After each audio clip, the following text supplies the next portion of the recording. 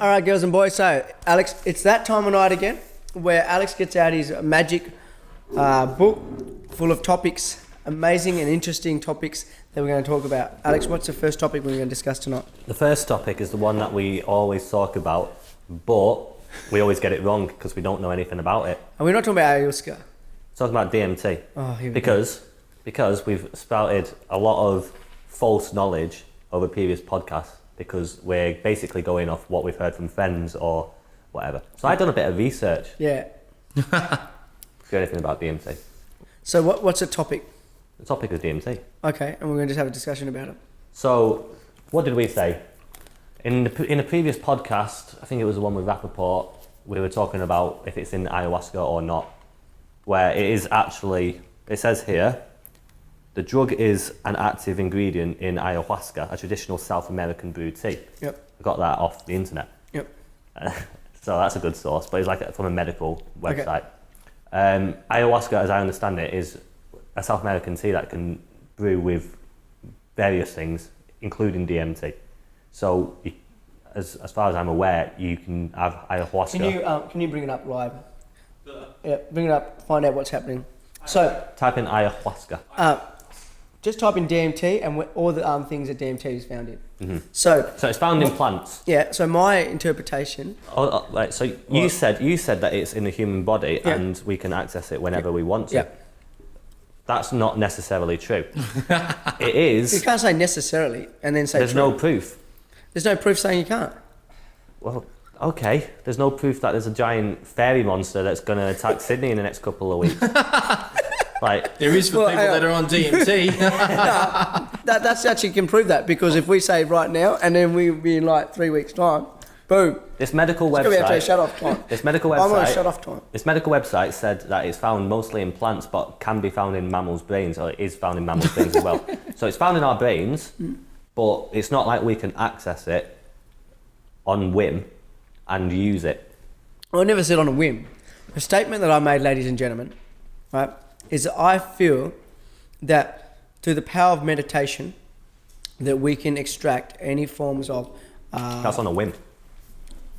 That's when you want.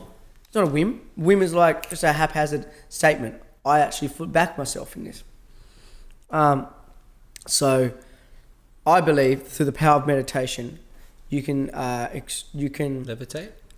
Yeah, you can take. You can get extract DMT. You can control your dopamine levels, your serotonin levels in your body.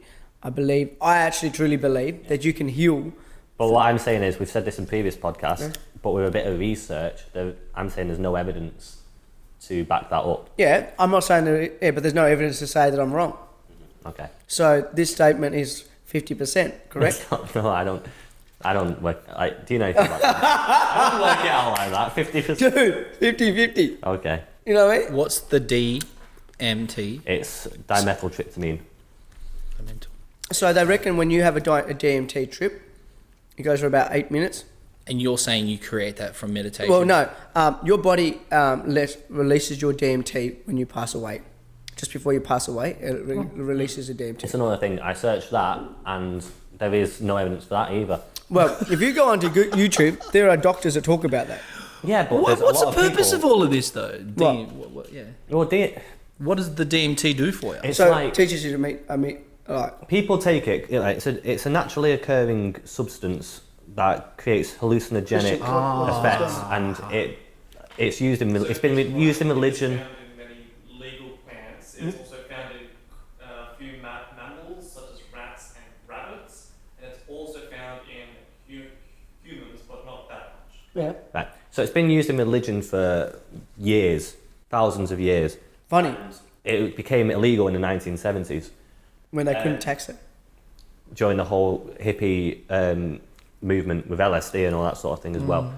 So people see it as a drug that as a naturally occurring drug that puts them closer to God and expands their minds. You release it when you're dying. Yeah. Well, apparently it's meant to be a mind expanding experience, and it makes you think of the whole of everything in a completely different perspective. See, my research is that they are But what is your research? Premise Smith's research, ladies and gentlemen. And that is why we got this podcast. And please tune in any time. And a statement I made before, this podcast is for you to tune out so you can tune in at the Fresh Prince of Tasmania.